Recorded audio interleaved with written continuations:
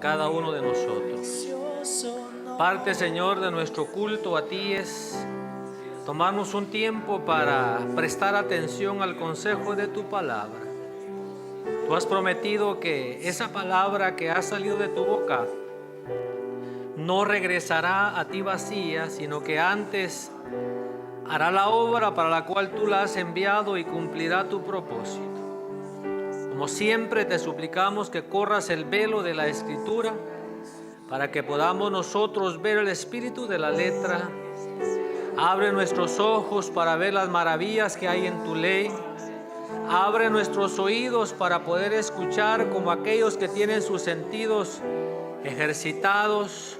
Abre nuestro corazón para recibir tu palabra y danos, Padre, la sabiduría para poder aplicarla a nuestro diario vivir. En el nombre de Jesús. Amén y amén. ¿Puede por favor tomar su lugar? Gracias, hermanos. Le damos a todos la bienvenida en el nombre de Jesús.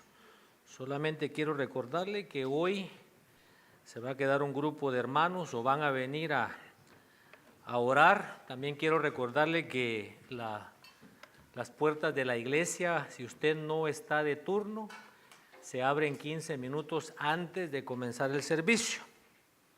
Y comenzamos en 5 minutos con oración. Esa es parte de todo el culto a Dios. Hay hermanos que están aquí desde las 6 de la tarde. Ellos ya están también presentando su servicio al Señor.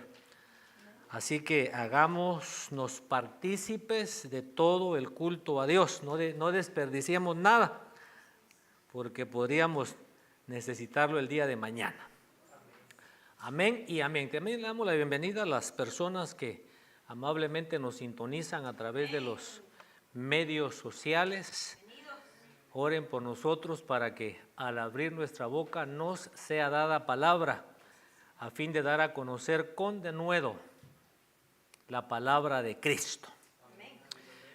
Amén y amén. Bien, le damos a todos la bienvenida una vez más en el nombre del Señor. Y hoy continuamos con nuestro estudio del Salmo más largo de la Biblia, el capítulo más largo de toda la Escritura, el Salmo 119. Y en nuestro primer estudio dijimos que este comentarista, el pastor Ángel Quiñones, halló 12 palabras que hacen alusión, que hacen referencia a toda la palabra de Dios. Los teólogos solamente aluden a 8, pero eso se da porque 2 veces aparece la palabra testimonios, 2 veces aparece la palabra estatutos, pero muchos de ellos no toman en cuenta la palabra derek, que es la palabra camino o caminos, y tampoco ellos toman en cuenta la palabra maravillas, que es lo que yo miro como complemento, que el apóstol Pablo dice que cosas que ojo no vio, ni oído oyó, ni han subido en corazón de hombre, son las que Dios tiene reservadas para los que le aman. El apóstol Pablo también, escribiéndole a los Corintios, él dice que cuando los judíos leen la ley de Moisés, no entienden nada porque hay 2 velos. Uno lo tienen sobre el corazón y el otro está sobre la Escritura, pero cuando uno se vuelve a Cristo, ese velo es quitado. Jesucristo le dijo a los judíos de su tiempo: ustedes escudriñan las Escrituras porque les parece que en ellas está la vida eterna, pero no quieren venir a mí. Es decir, que aunque ellos escudriñaban las Escrituras, no veían las maravillas que hay en la Escritura, ni veían el espíritu de la letra, lo que usted y yo conocemos como el rema de la palabra de Dios.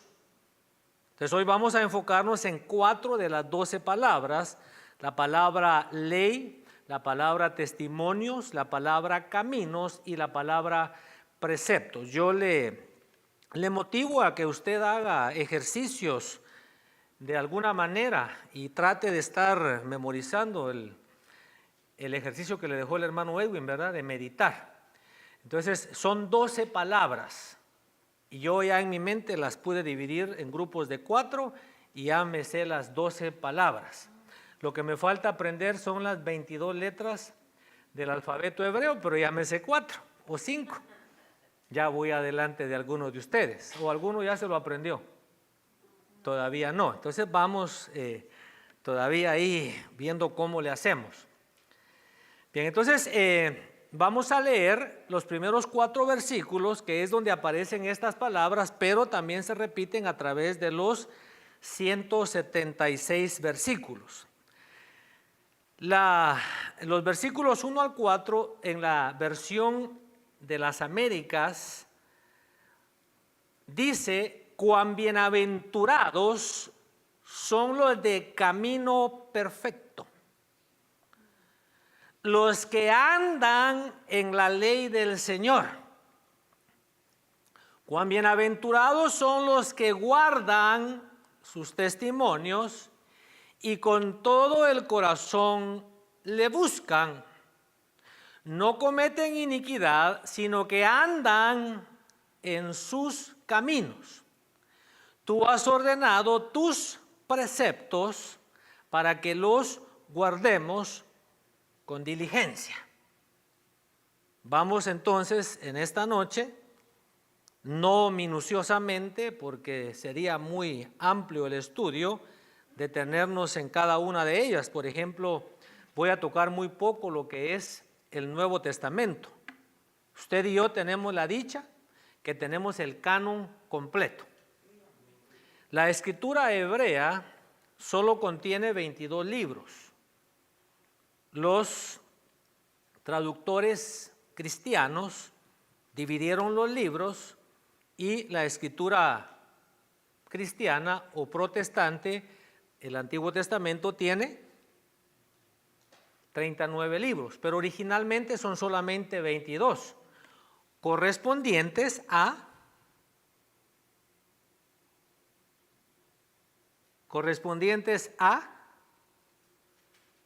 22 a las 22 letras del alfabeto hebreo. Ellos no tenían los aparatos que usted y yo tenemos el día de hoy. ¿Puede usted imaginarse el día que se inventó la lupa? ¿Se puede usted imaginar aquellas, por ejemplo, estos teléfonos tienen lupa? Estaba una señora en la tienda un día, dice: tú que eres más joven, me dice. Gracias, le dije. Qué precio tener ese artículo que está ahí. Y le digo yo: ¿sabías tú que aquí tienes una lupa? No sabía, me dice. Pues ahí la tiene, le digo, para la próxima. ¿Qué otra cosa inventaron? La brújula. Por ejemplo, los negros aquí en América, cuando ellos estaban moviéndose hacia el norte, ¿verdad? Ellos se guiaban por las estrellas. Ellos miraban el sartén. ¿Usted ha visto el sartén? Pues yo aprendo de mi nieto, que mi nieto se pone: oh, there's the Big Dipper, oh, that's the Little Dipper. Y digo yo: bueno, yo no mucho miramontes. Usted no dice nada que no veía, va, con razón hoy se están tan atentos aquí viendo al predicador, hasta nervioso me estaba poniendo yo. ¿Verdad? Pero es que vamos a llamar a los hermanos ahí del IT para que nos provean otras cosas más modernas, ¿verdad? Para que no se borren. Bueno, entonces la primera palabra, vamos a ver, ¿no? Autoría del libro. En Esdras 7:6, la primera parte del versículo, la versión oro dice: Esdras vino de Babilonia, el cual era un escriba o doctor muy diestro en la ley de Moisés, dada por el Señor Dios de Israel. Ya dijimos que los comentaristas más antiguos no tan antiguos, ¿verdad? Pero del siglo XVIII, un poquito más antiguos que usted y que yo. Ellos le atribuyen la autoría, la escritura del Salmo 119 a David. Sin embargo, los comentaristas más modernos dicen que es de la época después del exilio, es decir, cuando ellos regresaron de la cautividad en Babilonia, encabezados primeramente por Zorobabel, quien puso los cimientos del templo, luego por Nehemías, quien levantó los muros, y también Esdras, que era un escriba. La escritura dice en Esdras 7, no sé si lo anoté aquí, pero personalmente, si tendría que atribuírselo a esa época, se lo atribuiría a Esdras. Si no lo escribí, ahorita se lo digo. No, fíjese que no lo escribí aquí. Pero en Esdras 7:6 dice, este Esdras, o fue el que leí, ¿verdad? Este Esdras era un escriba versado en la ley del Señor. Pero en el versículo 10 dice por qué él era versado en la ley del Señor. En el versículo 10 dice, porque él había propuesto, él había preparado, él había dispuesto su corazón para estudiar la ley del Señor, para practicarla y para enseñarla. O sea que él era un escriba versado, él era un escriba experto, por la razón de que él se había dedicado al estudio de la palabra. Esta mañana, mientras yo oraba, le decía, Señor, han pasado tantos años desde que tú impactaste mi vida y todavía me hallo con un montón de rajaduras. Yo pensé que usted iba a decir, yo también. Bueno, Señor, aquí yo soy pecador de primera clase. Ahí sí me subo en primera clase. Y tropiezo, caigo, me levanto, pero sigo caminando. Mire, si yo llegué a una iglesia evangélica, yo espero que los hermanos, pues, por lo menos digan, yo también, ahí estamos en esa lucha. Pero ni Saúl dice que ahí va en la lucha. Pero fíjese que ayer teníamos 15 minutos, fuimos a la librería cristiana y teníamos 15 minutos antes de que cerraran. Mi esposa sabía lo que quería, yo solo fui a guanaquear, a ver, a vitrinear. Y me dice una joven que estaba ahí, ¿te puedo atender? No, le digo, solo estoy viendo si algo cautiva la atención, pero fíjese, en 15 minutos no hay mucho tiempo para ver, ¿verdad? Para ver los libros. Entonces caminé por donde están los libros y tenían flechas y todo. Bueno, dije, ni gente allá, así que me voy en contra de la vía. Y dije, me voy a ir a la sección de español, porque sé un poquito de español. Ya me di cuenta que mi español es bastante pobre. Tengo 35 años de no estudiar el español. Y ahora que me he dado a la tarea de escuchar algunos libros en español, me doy cuenta lo pobre que es mi idioma español. Pero en el inglés estoy enriquecido, porque ese sí llevo 35 años estudiándolo. Así que no soy tan analfabeto. Pero llego a la sección de Biblias y miro una caja que obviamente tenía una bibliota. Se la iba a traer para enseñársela, pero dije, no va a haber tiempo. Y decía ahí palabras hebreas, palabras griegas. La saqué de la caja, inmediatamente me fui al Salmo 119 y era exactamente lo que yo necesitaba. tenía marcados los números que le voy a dar ahora, tenía en letra más oscura la palabra ley, la palabra estatuto, la palabra preceptos. Y entonces le dije, Señor, oye, que oraba, ¿verdad? Le dije, Señor, a pesar de todo, de mis flaquezas, de mis debilidades, de mis caídas, de mis pecados, tu palabra ya se me metió en las venas. Yo pensé que estoy dando chance que usted diga, a mí también. Si a mí me sacan sangre y en el ADN me sale la palabra de Dios, me sale Génesis 1:1, me sale Juan 3:10, por lo menos algo, ¿verdad? Porque ya le he dicho a usted, ¿verdad?, que si a los gringos le sacan sangre, le sale arbolito de Navidad, le sale Easter, le sale todas las costumbres de aquí de Estados Unidos. Pero si a usted y a mí nos sacaran sangre, sale palabra de Dios. No. Bueno, hoy vamos, entonces mejor me voy a poner evangelista para que hoy usted acepte a Cristo como su Señor y Salvador. Bueno,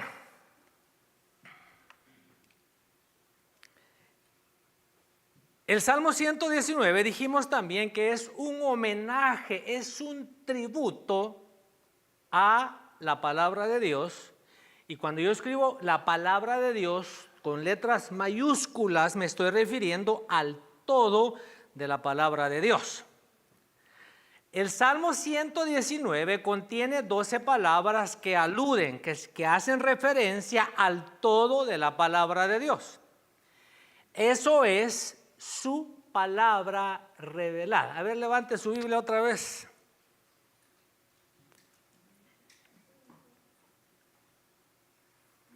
Ese libro es la palabra que Dios le ha revelado a toda la humanidad. Entonces, pero fíjese que me sorprende porque he estado reflexionando en eso, y ahora ya llevo como un mes reflexionando en esto, y hoy al estudiar un poco más me di cuenta que el Salmo 119 es el GPS de Dios. Si usted se aprende el Salmo 119 de memoria, usted ya no se pierde. Y es que estaba escuchando una predicación, una explicación del Salmo, y es tan sencillo que decía el comentarista que está escrito en bloques. Y a cada bloque, o sea, como en cuadros, y a cada cuadro le asignó una letra del alfabeto.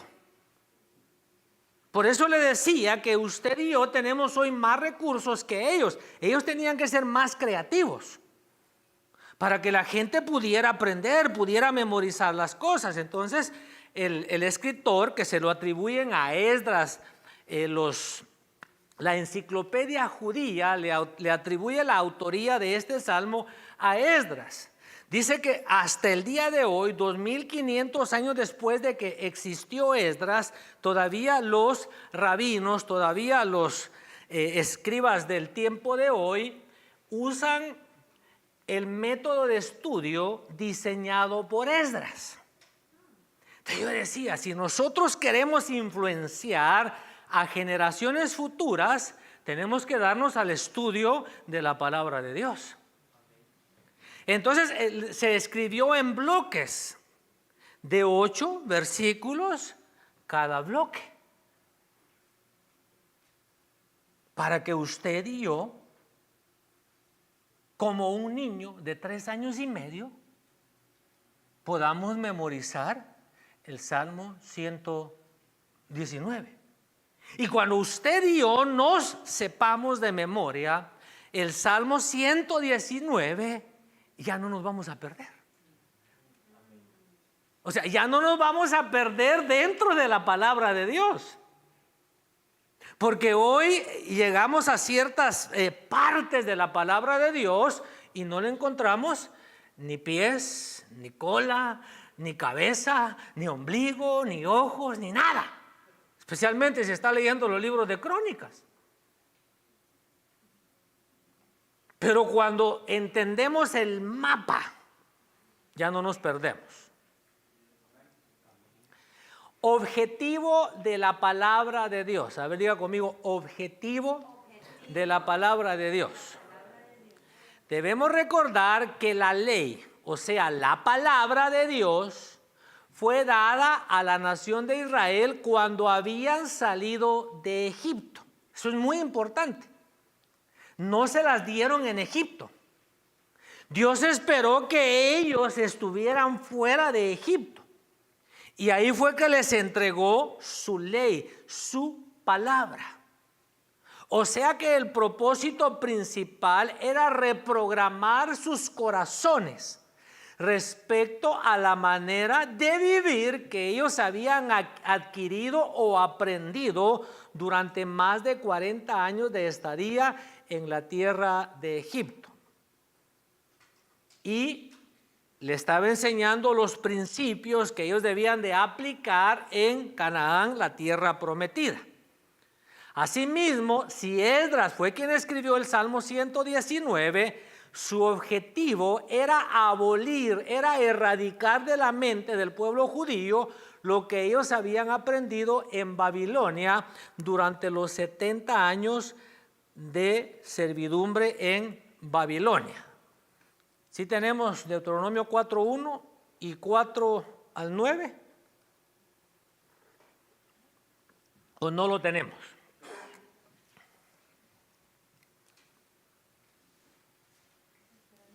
4:1. Ahora pues, oh Israel, escucha los estatutos y los decretos que os enseño para que los ejecutéis, a fin de que viváis y entréis a tomar posesión de la tierra que el Señor, el Dios de vuestros padres, os da. 4:4-9.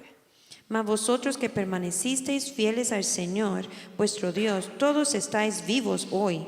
Mirad que yo os he enseñado estatutos y decretos, tal como el Señor mi Dios me ordenó, para que los cumpláis en medio de la tierra en que vais a entrar ¿Se da para cuenta? poseerla. Los preceptos, los estatutos, es decir, la ley era para aplicarlos. Ellos están ahora en la frontera. Deuteronomio son las últimas instrucciones antes de entrar a la tierra prometida.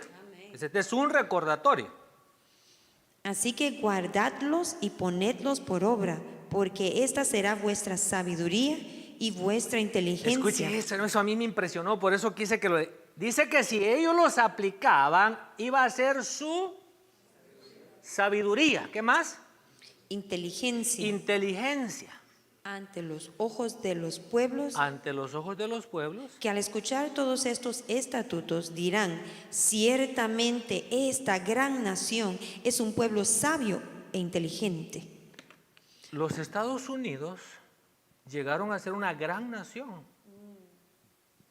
precisamente porque fue fundada sobre principios bíblicos. Siempre le he mencionado yo a usted a José Simón Bolívar. Ese hombre murió frustrado.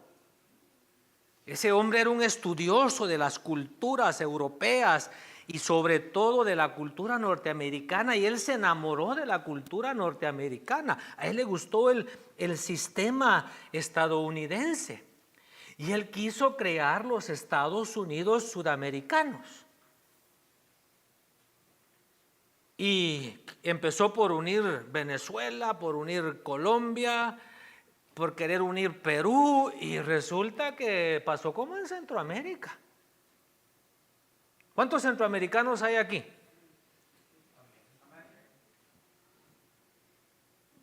3 nada más. Y los demás ser norteamericanos. Pues ¿sabe usted que Centroamérica no era Guatemala, Honduras, Salvador, Nicaragua, Costa Rica y Panamá? ¿Sabe usted que Centroamérica se llamaba Ciudad de Santiago de los Caballeros y que la capital era la ciudad de Guatemala, que hoy se conoce como Antigua Guatemala? Era un solo reino. Pero como ellos no estaban fundados sobre principios escriturales, sobre principios bíblicos, la ambición hizo que partieran el país, el reino, en 5 pedazos, o 6, ¿cuántos son? Y todavía se siguieron partiendo, porque Guatemala la volvieron a partir, le sacaron Belice. Entonces en Sudamérica no se logró formar los Estados Unidos sudamericanos. Le estoy diciendo esto porque ahí está dando Dios la pauta para engrandecer una nación. Terminamos de leer hasta el 9. Porque qué nación grande hay que tenga un Dios tan cerca de ella, como está el Señor nuestro Dios siempre que le invocamos. O qué nación grande hay que tenga estatutos y decretos tan justos como toda esta ley que hoy pongo delante de vosotros. Por tanto, cuídate y guarda tu alma con diligencia, para que no te olvides de las cosas que tus ojos han visto y no se aparten de tu corazón todos los días de tu vida, sino que las hagáis saber a tus hijos y a tus nietos. Versículos 44 y 45.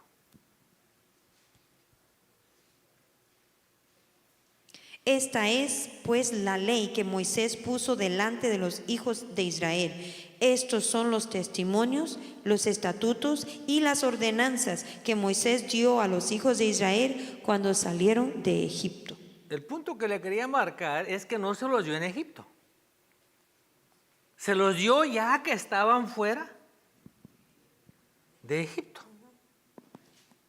Y el propósito era que ellos los aplicaran en la tierra a donde iban a entrar. En Levítico estaba, pero ni modo, no lo puse. Porque le dicen, no van a hacer como hacían allá en Egipto, tal vez más adelante lo tengo. Pero bueno, la primera palabra es la palabra ley, que encontramos en el Salmo 119, haciendo alusión a la palabra de Dios. Y esa es la palabra, según la concordancia Strong 8051, y es la palabra Torah. Y Torah significa ley, dirección e instrucción. O sea que la palabra de Dios, aparte de ser una ley, contiene dirección e instrucción. En su forma simple se refiere al decálogo o Pentateuco. El decálogo es lo que se conoce como los 10 mandamientos, y también se refiere al Pentateuco, que son los primeros 5 libros de la Biblia, en el sentido más simple. En su sentido más amplio se refiere a los escritos proféticos, instrucciones para el sacerdocio, o sea, cómo se ministraban las ofrendas, todo lo que se hacía en el sacerdocio levítico, las directivas legales, como por ejemplo las ciudades de refugio, qué hacer con un maleante, qué hacer con un violador, qué hacer con el que había adulterado, con el que había esos eran asuntos legales, pero también se refería a las costumbres.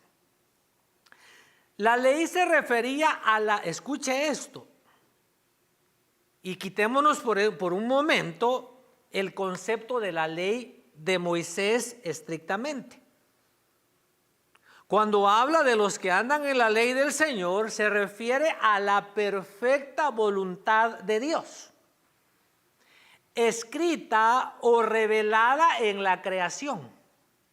La ley de Dios está escrita, está revelada en la creación. Los cielos cuentan la gloria de Dios y el firmamento anuncia la obra de sus manos. Una estrella a otra estrella declara sabiduría. Un abismo a otro abismo llama a la voz de sus cascadas. Por toda la tierra salió su voz.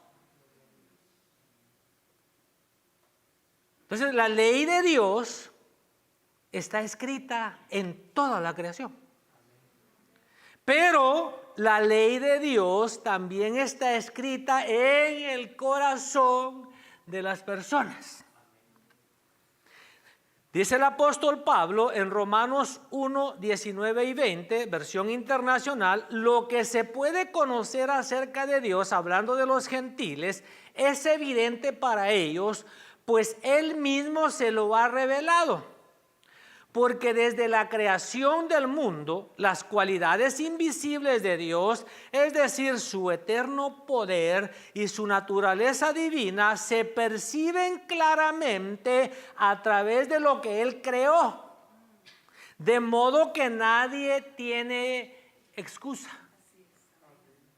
Usted siéntase bienaventurado, siéntase bendecido, siéntase dichoso, que tenemos un lugar en donde podemos congregarnos y se nos enseña y se nos expone la palabra de Dios.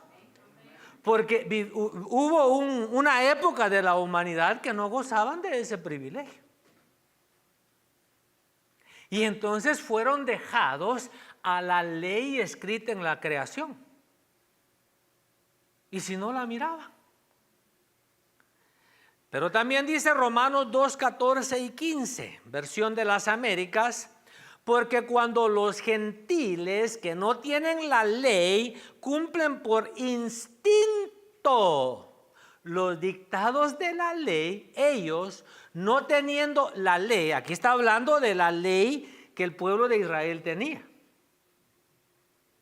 son una ley para sí mismos, ya que muestran la obra de la ley escrita en sus corazones.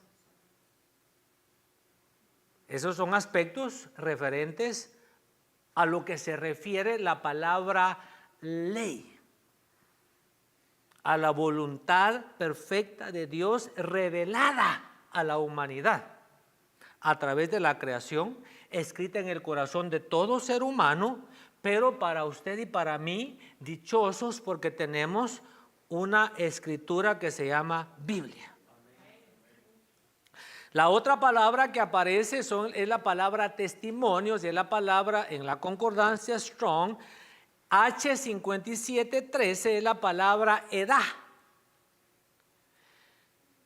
Ya Dios había dado a Abraham la circuncisión como señal de su pacto, como señal de su promesa con él. Eso usted lo puede encontrar en Génesis capítulo 17. Diga conmigo circuncisión. Señal del pacto de Dios con Abraham. 400 y centavos de años más tarde, Dios entrega a Moisés unas tablas de piedra. Dios le dice que construya un tabernáculo que se llamaba el tabernáculo de reunión y que hiciera el arca del pacto. Entonces estos le fueron confiados, le fueron entregados a Israel como testimonios de la lealtad de Dios a su pacto. O sea que cuando usted en el Salmo 119 o en todo el Antiguo Testamento lee la palabra la palabra edad, porque los traductores juegan con las diferentes palabras, usted tiene que ver la raíz de la palabra para ver que está refiriéndose a la misma palabra, porque puede decir testimonios y tiene otra palabra que al estudiarla va a significar otra cosa. Entonces, cuando usted se da al estudio de la palabra, usted va a hallar que la palabra tiene testimonios. Entonces, los testimonios se le entregaron a Israel y a usted y a mí también se nos han entregado como una prueba, como un token de la lealtad de Dios a su pacto. Usted no me entendió. Usted no me entendió. Los testimonios en la Escritura nos hablan de la lealtad de Dios a su pacto. O sea que Dios juró y no se arrepiente. Mire, como dice alguien, viendo la obra de Cristo y viéndome a mí mismo, me miro a mí mismo y es imposible que yo me salve, viéndome a mí mismo. Pero cuando veo la obra de Cristo, es imposible que yo me pierda. Así que mire, yo he aprendido, Dios ha obrado en mi corazón, yo he aprendido a sentir compasión por ustedes y por otras personas. Cuando a veces son dominados quizá por los deseos de la carne, cuando quizá no logran entender a cabalidad los testimonios de Dios, porque nuestro estilo de vida dice, delata, anuncia que tanto nosotros hemos entendido los testimonios de Dios. Entonces, como Dios ya se comprometió con usted, Él lo va a meter. Ahora, hay esposa de Cristo y hay acompañantes. Hay invitados a las bodas. Hay damas de honor. Entonces, yo no sé en qué parte usted quisiera estar. Si usted quiere ser parte de la esposa o quiere ser una dama o un caballero de honor, que es un privilegio, pero no es la esposa. O quiere ser solamente un invitado a las bodas. Entonces, pero de que lo meten como invitado, lo meten como caballero o dama de honor. Pero el premio de la consagración, el premio de la búsqueda de todo corazón es llegar a ser la esposa del Cordero.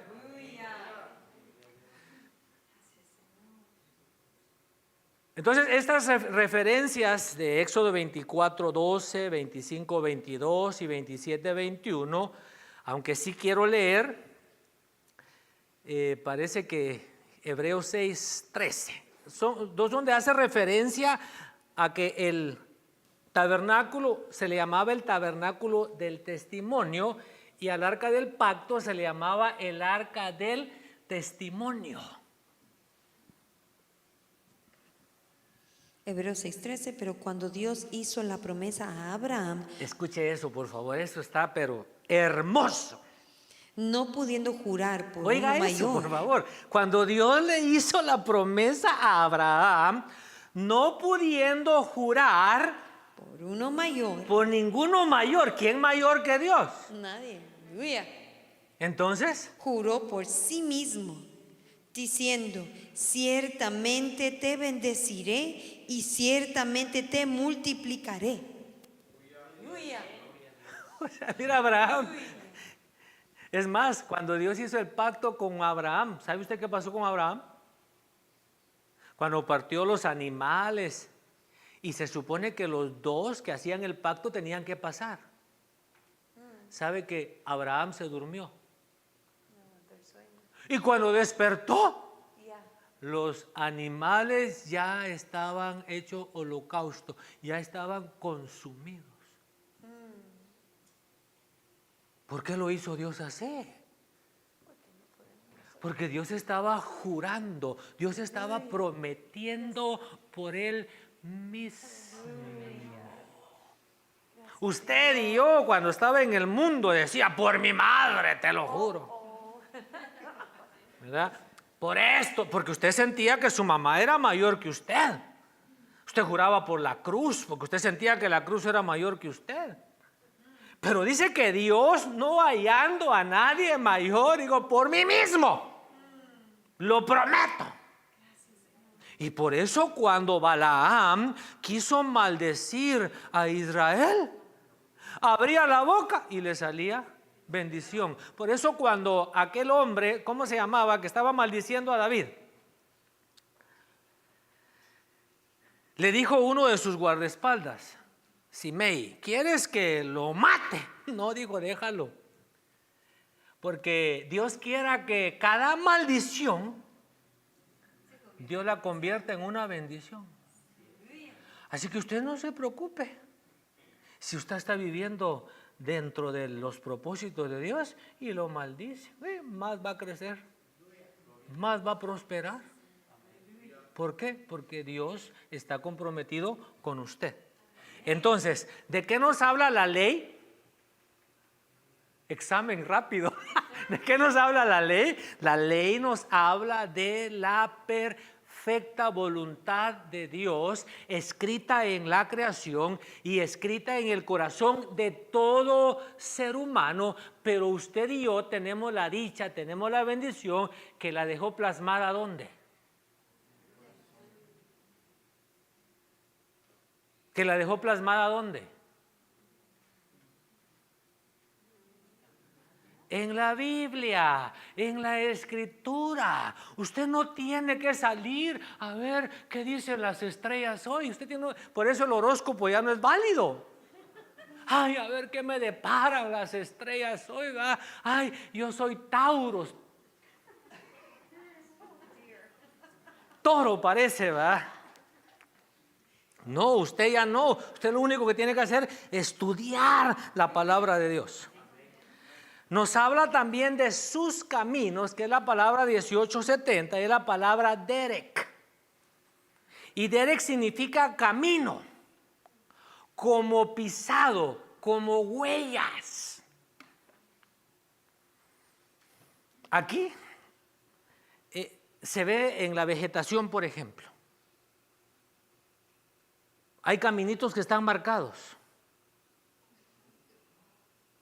Si usted tiene un sugato en el patio de su casa que va y viene, tiene marcado el camino. Si usted tiene un perro, tiene marcado el camino. Pero, donde yo tuve la dicha de crecer, de tanto pasar, se marcaban los caminos. No había que limpiarlos. Las mismas pisadas iban haciendo el camino. Y todos los días pasaba gente para arriba y para abajo. Entonces decía, allá en el camino al río, en el camino a tal lugar.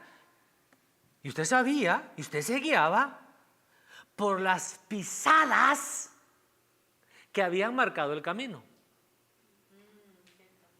¿Aló? Entonces cuando la palabra me habla de camino, me habla de Derek, me está hablando de algo que ya está marcado. Figurativamente se refiere al curso de la vida o modo de acción. A través de su palabra, el Señor estaba enseñando a Israel un estilo de vida completamente nuevo. Ellos no debían hacer lo que hacían en Egipto, como tampoco debían aprender los caminos de las naciones a donde los llevaba, es decir, las costumbres. ¿Verdad que eso es bastante difícil, no aprender las costumbres de un país a donde uno va? Fácil se le pegan a las personas las costumbres del país a donde va. Entonces cuando Dios le muestra sus caminos, era para que ellos vivieran de manera diferente a las naciones de los cananeos, de los heveos, de los fereceos, de los heteos y cualquier feo que me haya faltado. Levítico 18:3 en la versión Serafín Ausejo dice: no haréis lo que se hace en el país de Egipto, donde habéis vivido, ni lo que se hace en la tierra de Canaán, a donde os voy a introducir. No haréis ni seguiréis sus costumbres, sus caminos. Isaías 55, 8 y 9 dice el Señor: mis pensamientos no son vuestros pensamientos, ni vuestros caminos mis caminos. Versículo 9: porque como los cielos son más altos que la tierra, así mis caminos son más altos que vuestros caminos, y mis pensamientos más que vuestros pensamientos. Entonces, ¿de qué nos hablan sus caminos?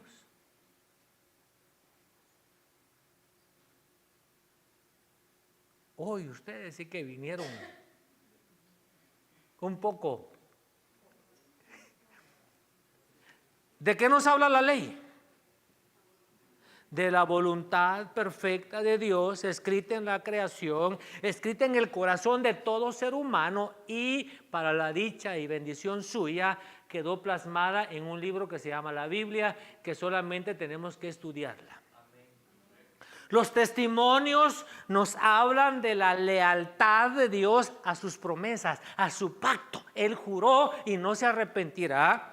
Y sus caminos nos hablan de que usted y yo no debemos vivir según la corriente del mundo, sino que Dios ha puesto para nosotros un nuevo estilo de vida, un nuevo estilo de accionar, una nueva manera de conducirnos, de manera que si alguno está en Cristo, nueva criatura es. Las cosas viejas pasaron y aquí todas son hechas nuevas. El que robaba no robe más, sino que haga con sus propias manos lo que es bueno, a fin de tener que compartir con el que tiene necesidad. Pero acerca de vuestra pasada manera de vivir, os ruego que os despojéis del viejo hombre, el cual está viciado con sus deseos engañosos. Entonces los caminos es la forma en que Dios quiere que yo, ahora que soy cristiano, viva. Tiene que marcarse una diferencia, no tanto en el atuendo, no tanto en la ropa, sino en el estilo de vida. Jeremías 6:16 dice: así dice el Señor, paraos en los caminos. Es decir, que hay caminos, dice Proverbios, que al hombre le parecen rectos, pero su final son caminos de muerte. Nos está hablando de decisiones, nos está hablando de alternativas, de maneras de vivir que nosotros escogemos.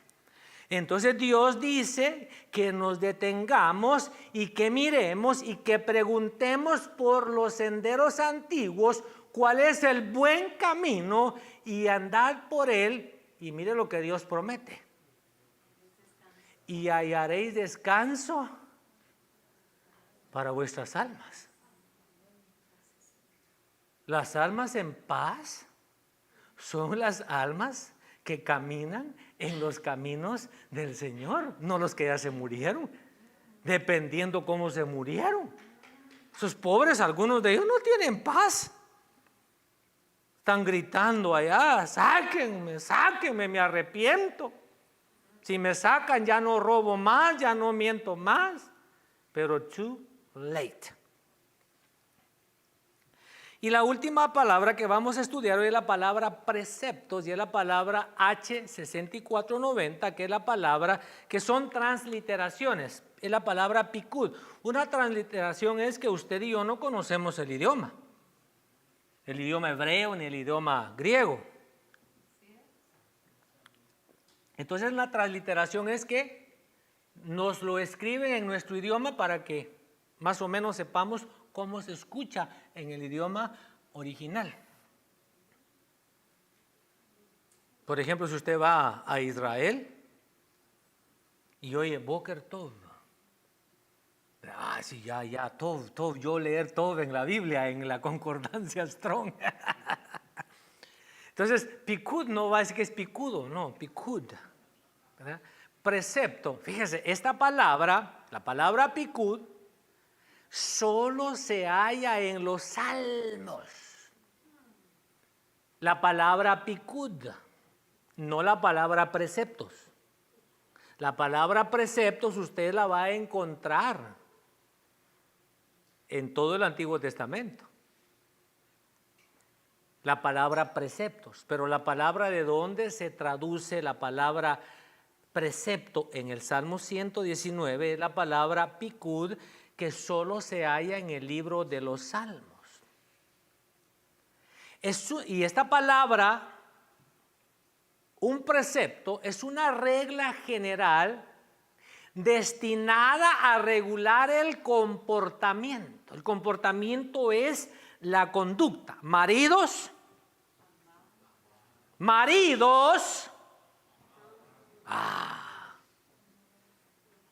mujeres,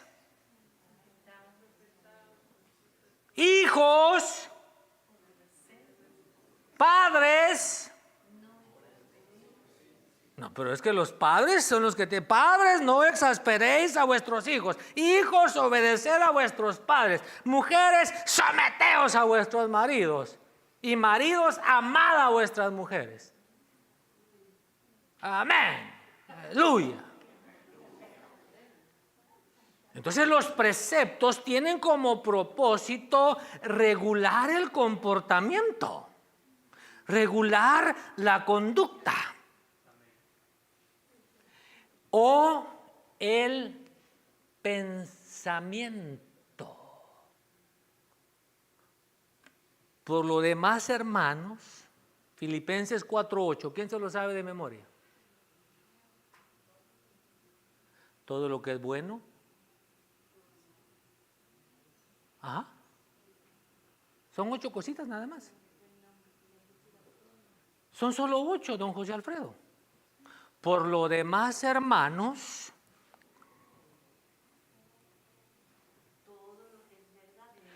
fíjese, ¿cuál es el propósito del precepto?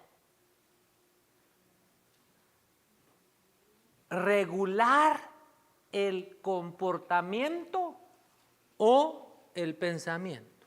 Os ruego por las misericordias de Dios que presentéis vuestros cuerpos en sacrificio vivo, santo y agradable, que es vuestro culto racional, y no os adaptéis a este mundo, sino aplicad los preceptos de Dios, que dice que pensemos en todo lo que es verdadero, todo lo que es digno, todo lo justo, todo lo puro, todo lo amable, todo lo honorable, si hay alguna virtud, si hay algo digno de alabanza, en esto pensad. Que la mente esté puesta en esas cosas, en los preceptos de Dios. Bíblicamente, un precepto es un principio rector. Rector es principal, que dirige, que guía el pensamiento. Entonces, bíblicamente, un precepto es un principio rector.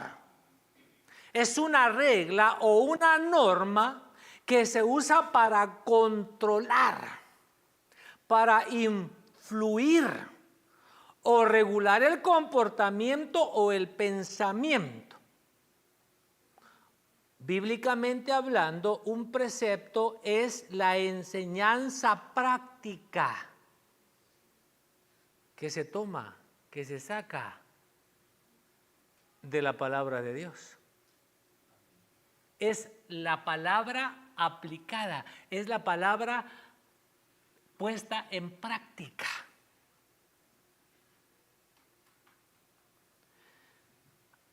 Aunque la palabra precepto se entiende como mandato, porque así la va a encontrar usted cuando busque la definición o en algunos sinónimos, se entiende como mandato, como una orden, como un mandamiento o como un estatuto. A medida que estudiamos su aplicación, los preceptos de Dios son los principios rectores que hemos extraído del estudio y la práctica de su palabra.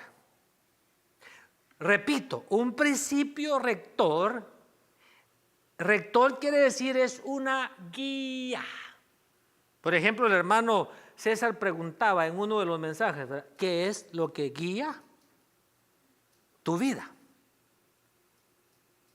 Entonces yo le decía a él platicando sobre el tema, muchos conocemos lo que es una guía en una planta. El chayote o el huisquil tiene guía. El poison ivy tiene guía.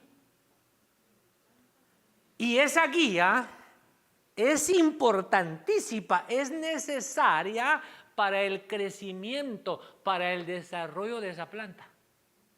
Usted le corta la guía y ya no crece, ya no se desarrolla. Entonces él mencionó a Abraham, por ejemplo. ¿Y cuál era la guía de Abraham? Que a Abraham le dieron una promesa. Entonces él iba detrás de esa, iba la guía que era la promesa, y él iba detrás de la promesa, y detrás de la promesa, y el de la cámara ya me perdió.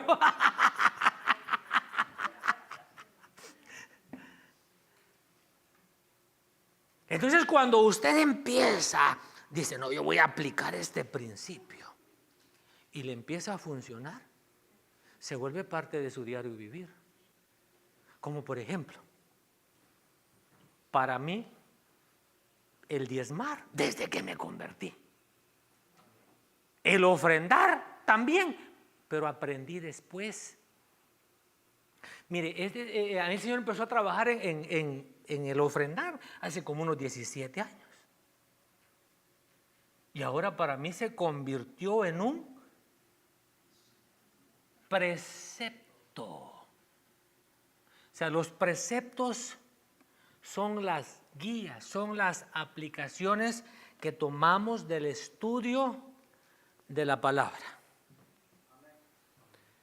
Los preceptos de Dios nos equipan y enseñan a vivir una vida con propósito, agradable a Él y contraria a la corriente del mundo. Conclusión. Segunda de Timoteo 3, 16 y 17, la versión Peshitta. Toda la escritura que ha sido escrita por el Espíritu es provechosa para enseñanza, para amonestación, para corrección, para instrucción en la justicia, con el propósito de que el hombre de Dios sea maduro e íntegro para toda buena obra. Por favor, esté de pie. Y que Dios nos continúe abriendo nuestro entendimiento, nuestros ojos espirituales, para que veamos las maravillas que hay en su palabra. Para que podamos nosotros distinguir entre su ley, entre sus testimonios que nos hablan de su lealtad, que podamos nosotros conocer sus caminos y andar por ellos, y que podamos conocer sus preceptos y aplicarlos a nuestra vida diaria. Amado Dios, te bendecimos nuevamente y te agradecemos por el consejo de tu palabra. Gracias por cada una de las personas que se dio cita a esta reunión. Gracias por aquellos que nos han sintonizado. Mi deseo y mi oración delante de ti son que esta palabra lleve a cabo el propósito para el cual tú la has enviado. Que esta palabra sea prosperada y que con la ayuda de tu Espíritu Santo nosotros seamos inquietados a estudiar tu palabra, y que al estudiar tu palabra conozcamos tu ley, conozcamos tus testimonios y nos regocijemos. Que a través del estudio de la palabra conozcamos tus caminos y andemos, Señor, por ellos. Y que conozcamos también tus preceptos, tus principios, tus normas para nuestro diario vivir. En el nombre maravilloso de Cristo Jesús. Amén y amén.